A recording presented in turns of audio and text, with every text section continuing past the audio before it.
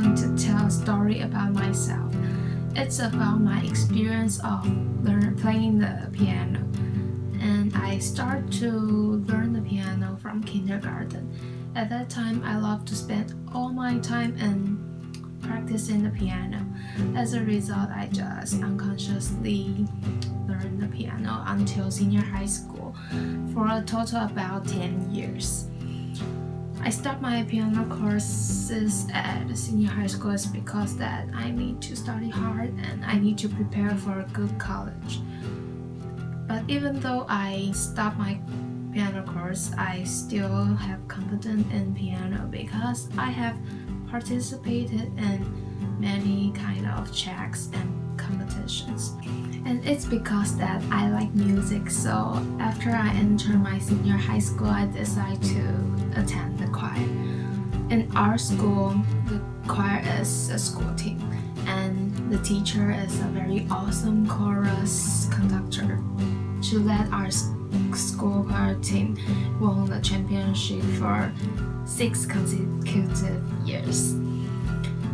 This is an honor but also a pressure to us because we need to sacrifice our rest time at noon every day to practice. In our choir, in addition to singing people, there is an accompaniment, but only second grade students can serve as an accompaniment. I have really great admiration for them because that I think they decide the success or failure of our whole team.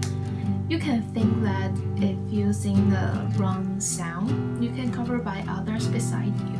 But if you play the wrong sound, it could be really obvious. So when I became a second grade student, I just gave up the opportunity to become an accompaniment because I was scared. I was afraid to dragging everyone down. I didn't want to be a target, and I didn't want the piano that I'm proud of to be screwed up. So as a result, I'm still one of the 60 singing person in the choir. But when we are going to attend the national race, our teacher chose a very difficult song in order to win the competition again. And that song was a piano duet. It requires 2 accompaniments to complete the song, but the other person has never been found. So one day my teacher seriously asked me that if I want to be the accompaniment or not. And she said that she saw my piano performance in the music class.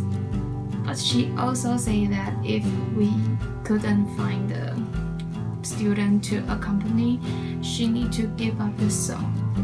But of course I care about my team, so in the end I just stepped out of my obstacle and started to practice this too. To me, as long as I said yes, I would exhaustively practice. So I just practice every day at home and at school.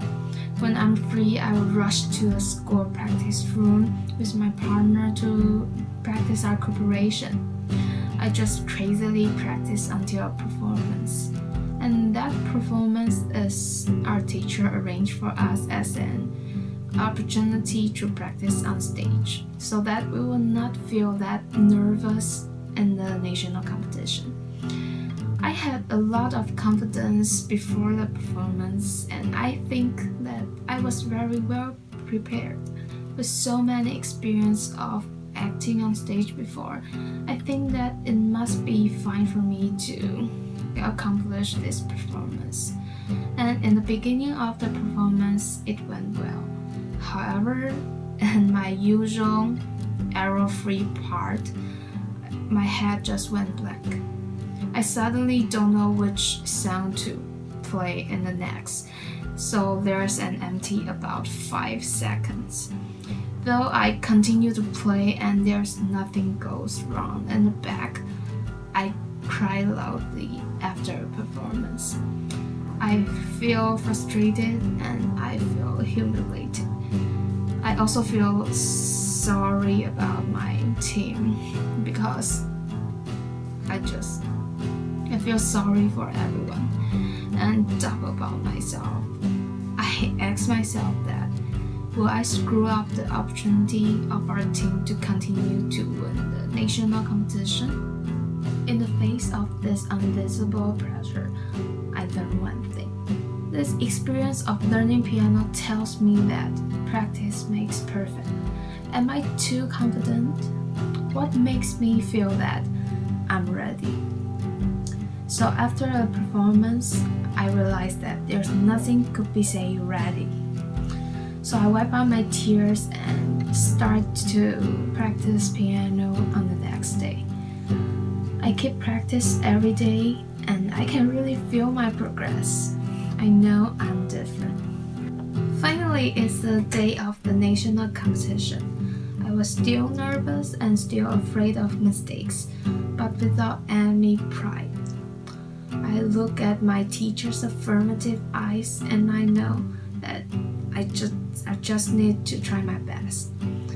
So in the competition, I really did it well and without any mistakes. When that sound fell, I was really moved and also relieved that I have completed a difficult task in my life. And also our choir successfully obtained the 7th championship. It's a perfect end of my high school choir life. So in the end, I want to say that practice is never too much. There's no best, only better. Okay, so thank you for your listening. See you next time. Bye.